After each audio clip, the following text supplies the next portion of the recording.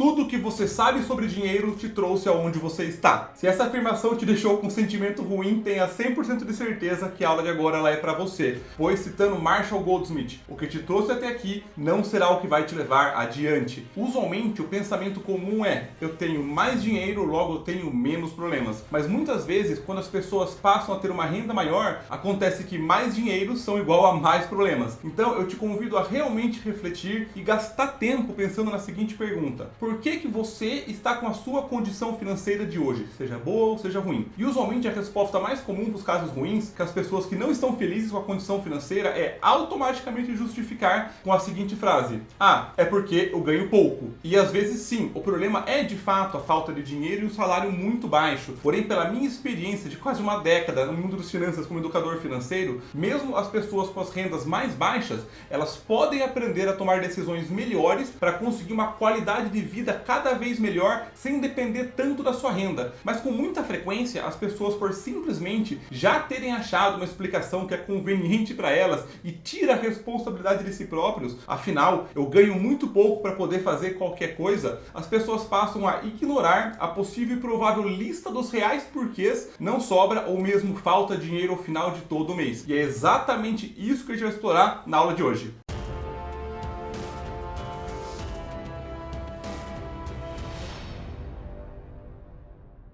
Dentre as dezenas de razões pelas quais falta dinheiro, 7 se destacam, e se você identificar qual ou quais delas são as que te afetam, você pode imediatamente tomar uma previdência. Previdência é ótimo, né? Uma providência. Tomar previdência, pelo amor de Deus. Você poderá imediatamente tomar uma providência. Então, sem mais delongas, vamos às 7 razões pelas quais falta dinheiro. Primeira razão: falta de flexibilidade no orçamento. Flexibilidade no orçamento está intimamente ligada aos gastos que nós podemos cortar ou reduzir em caso de necessidade ou imprevistos quase que imediatamente. Vou te dar um exemplo. Imagina que João e Maria ambos ganham o mesmo salário de R$5.000 líquido todos os meses. E para nenhum deles sobra nada ao final do mês. Você pode pensar que em termos de saúde e financeiro, eles estão em pé de igualdade, porque em nenhum deles sobra dinheiro. Mas quando você descobre que o João, entre gastos com a parcela da sua casa, a parcela do seu carro, a parcela de uma dívida do banco, que ele já compromete 80% da sua renda, ele vai ter uma pequena margem de manobra para reduzir gastos caso algum imprevisto aconteça, porque muitos gastos dele estão travados. Logo, os seus gastos têm baixa flexibilidade. Já se Maria, com o mesmo orçamento de 5.000, compromete apenas 40% da sua renda com os gastos mais fixos, como a parcela de uma faculdade, o aluguel da sua casa, usando o restante para lazer, alimentação, contas da casa,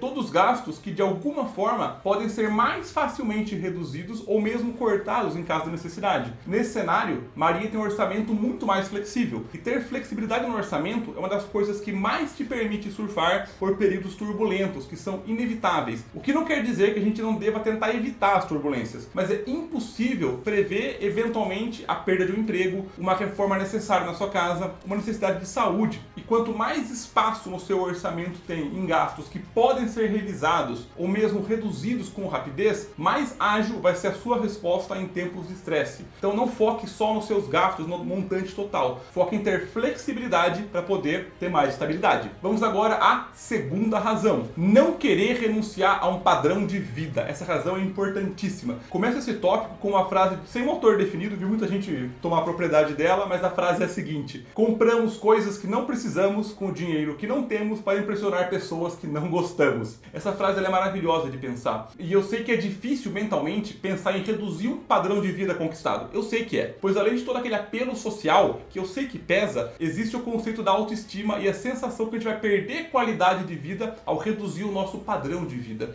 O que até um certo ponto pode estar certo, mas muitas vezes mesmo, a busca pelo padrão de vida, ela pode paradoxalmente ser exatamente o que afeta a sua qualidade de vida e você nem perceba. Para deixar isso mais claro possível, vou aproveitar aqui e dividir uma história minha e da Jéssica quando a gente decidiu ir morar junto. Na época da mudança, quando a gente juntou nossas escovas de dente, cada um de nós tinha um carro próprio. E uma família com 2 carros, obviamente tem mais conforto que uma família com apenas um carro só. E até o momento éramos apenas nós 3, eu, ela e o Dólar, que é o nosso cachorro. E ao morarmos juntos, eu notei que poucas vezes era necessário ter os 2 carros em uso. E nesse momento a gente sentou e conversamos sobre ela vender o carro dela e ficar apenas com o meu, que era um carro maior, um pouco mais confortável. Porém, além da perda do conforto de ter 2 carros, o carro dela era o seu primeiro carro, fruto de muito suor, um símbolo de uma conquista, mas que ainda tinha algumas parcelas para pagar e era um carro relativamente inferior ao que eu tinha. E os benefícios financeiros eram muito óbvios em se ter apenas um carro. E eu levei meses, aliás, ela levou meses para conseguir internalizar que ter um carro a menos na família era igual a ter automaticamente uma reserva de emergência mais alta e a pessoal dela também, começar a investir, ela ainda não tinha nem havia começado a investir naquela época, liberaria R$700 por mês de gastos com o carro para poder realizar vários pequenos sonhos, como aprender inglês, aprender a tocar violão, fazer equitação, então tudo junto, claro. Ter dinheiro para fazer o lazer próprio dela, para poder fazer compras, tudo isso em troca de algumas poucas vezes no mês, ou às vezes nem acontecia, ou eu ou ela precisávamos flexibilizar algum horário ou pegar Uber para algum lugar. É uma troca muito interessante quando você racionaliza ela. E saindo do exemplo de um automóvel, a gente pode expandir para qualquer outra área da vida, que seja indexada a padrões de vida, como ter o celular do ano, ser a pessoa que nunca fala não para nenhuma saída com os amigos, não usar roupas de marca, morar em um lugar fora da sua realidade atual, ou ainda fazer o financiamento de um sonho fora de hora. Isso é um problema gigantesco, que obviamente se você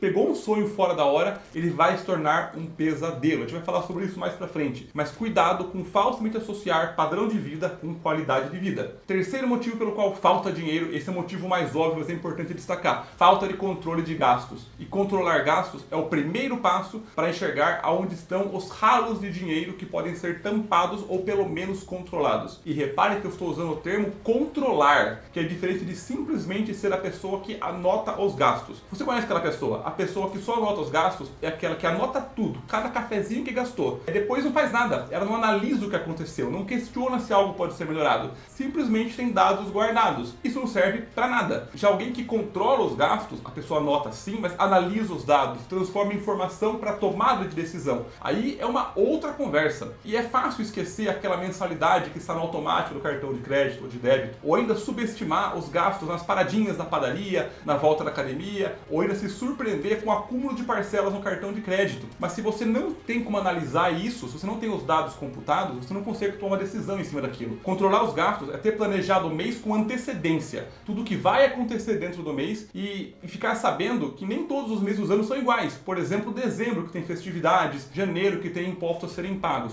Controle os gastos, analise e decida o que fazer para o próximo mês antes dele começar. Quarto motivo pelo qual falta dinheiro: priorizações equivocadas. Talvez um dos maiores vilões de todos os tempos para a sua saúde financeira. Porque diferente dos pequenos gastos, ou até mesmo falta de controle do orçamento, aqui os danos eles podem ser muito grandes e levar muitos anos para serem revertidos. Uma decisão de sair de um emprego cedo demais, a decisão de começar um financiamento imobiliário porque a parcela cabe no bolso, quando eu escuto isso meu coração quer morrer, fazer um investimento naquele terreno que com certeza vai valorizar, trocar de carro fora de hora, tudo isso pode ou não ser uma decisão errada. E o fator principal para definir se isso está correto ou não é o momento que a decisão é tomada. Não existe nenhuma decisão na sua vida sem consequência, seja ela positiva ou ela negativa. E as mesmas decisões, elas afetam pessoas de formas diferentes. Por exemplo, alguém que já tem uma reserva de emergência montada, tem um emprego bem sólido, tem um salário mais alto, com mais do que uma fonte de renda na família, mora em uma cidade que gosta, com filhos, uma boa flexibilidade financeira, um superávit de renda, ou seja, entra mais do que sai, pode fazer tranquilamente a decisão de iniciar um financiamento imobiliário da casa dos sonhos dela, mantendo a parcela por volta de 20 a 30% no máximo da renda e não sofrer com isso. Diferente de alguém com a mesma idade, o mesmo salário, na mesma cidade, mas a pessoa, ela tem dívidas, não tem uma reserva financeira, não está feliz no emprego atual, é a única fonte de renda na família, tem um orçamento com pouca flexibilidade, ou seja, muito engessado,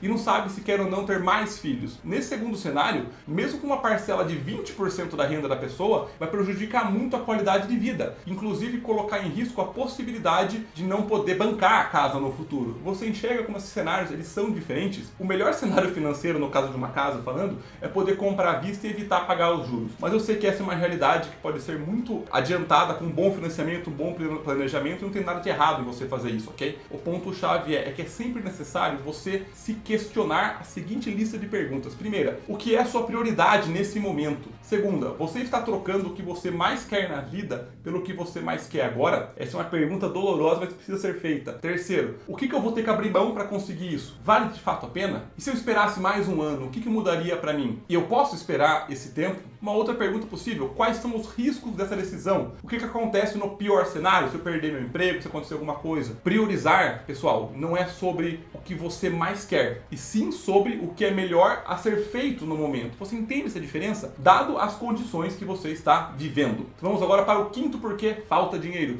Dívidas ruins. Bolas de neve, dívidas e mentiras. Quanto mais rolam, mais aumentam de tamanho. Essa é uma frase do Jefferson Cavalcante. Nem toda dívida é ruim, mas as que são usualmente acabam com a sua saúde financeira, pois não existe nada pior para o seu dinheiro que pagar juros. E pagar juros de dívidas ruins no Brasil, principalmente de cartão e cheque especial, pode chegar a mais de 400% no ano. E não é um erro. Teve épocas que chegaram a bater 800% ao ano, dependendo do banco e momento econômico que você olhar. Para você ter uma noção de como essas dívidas elas são feitas, elas são desenhadas para serem praticamente impagáveis. Eu não canso de falar aqui que o melhor cliente do banco é o cliente que atrasa e paga. Olhem como isso se torna praticamente absurdo, tá? Se você tem uma dívida de R$1.000 e essa dívida no cartão tem juros de 400% ao ano, no primeiro ano, se você não pagar nada, de R$1.000 ela vai para 5.000. No segundo ano, 25.000. No terceiro ano, 125.000. E no quarto ano, 625.000. Mais do que meio milhão. E não, eu não errei na conta. Então, se você não tem essas dívidas, ótimo, evite-as ao máximo, pois você acabou de ver o estrago que elas podem fazer em pouco tempo. R$1.000, mais de meio milhão em 5 anos. E se você já as tem e paga todos os meses e não entende por que elas não diminuem, agora você sabe o motivo. Os juros destroem o seu dinheiro. E nesse caso, você tem que priorizar acima de tudo, quitar essas dívidas, renegociar, antes de pensar em qualquer outra coisa. E outras dívidas podem ser ruins também, sem necessariamente terem juros tão altos. O melhor filtro para você conseguir colocar no seu dia a dia do que é uma dívida ruim é o seguinte: toda dívida que deriva da falta de organização ou é uma obrigação não honrada, atrasou uma conta, alguma coisa, se enquadra como dívida ruim. Assim como as parcelas, mesmo as sem juros, tá? Que afetam a sua qualidade de vida. São classificadas como dívidas ruins que têm que ser reavaliadas. Encare essas dívidas ruins como um parente, que todo mundo tem aquele parente que você não quer convidar para sua casa, pois é mais difícil tirar a pessoa do que convidá-la para entrar. Legal? Vamos agora para o nosso penúltimo motivo, penúltima razão, o sexto motivo pelo qual falta dinheiro. Falta de proteção. Esse é o mais estranho de todos, mas me acompanhe. É muito comum a nossa renda ativa ser previsível e constante, que é um salário, com exceção de férias, 13º ou bônus. Porém, também é comum que nossos gastos mensais não sejam tão uniformes assim como a nossa renda, e altamente sujeito a imprevistos, que a gente não sabe quando virão nem quando serão, mas a gente sabe com 100% de certeza que imprevistos fazem parte da nossa vida. E nessa situação em que o gasto mensal ele aconteceu imprevisto e ele excede o padrão de entrada, se a gente não tiver uma proteção com uma reserva de emergência, a gente pode entrar em um ciclo de dívidas e juros que podem ser difíceis de quebrar, como a gente viu no tópico anterior. Porém, essa proteção financeira não é necessariamente só a reserva de emergência. Ela é importante, mas é importante você entender o seguinte: a proteção que eu estou comentando nesse tópico está na estabilidade e a sua capacidade da sua família de manter uma fonte de renda ativa em situações extremas, seja na perda de um emprego ou na crise do seu próprio negócio. Para você entender se você tem proteção ou não, responda as seguintes perguntas que vai ficar muito mais claro. O quanto estável você julga estar no seu trabalho? Se você é alguém que empreende, o quanto estável é o seu negócio nesse e nos próximos anos? Caso você perca o seu emprego, quanto facilmente você consegue se realocar no mercado? Tem mais do que uma fonte de renda dentro da sua família? E qual que é a sua capacidade hoje de reduzir os seus gastos, se necessário, para prolongar a vida da sua reserva de emergência? Repara que essas são perguntas desconfortáveis, mas são inteligentes, que você às vezes está vivendo um falso conforto, que se tiver qualquer desbalanço na sua vida, você não vai conseguir se realocar. Busque sempre medir a sua proteção. Se ela for baixa, foque em conseguir aumentá-la. E, finalmente, último e sétimo motivo: renda baixa. Finalmente chegamos ao motivo que sim, pode ser o causador da sua falta de dinheiro, que é uma renda extremamente baixa. Isso acontece com boa parte da população.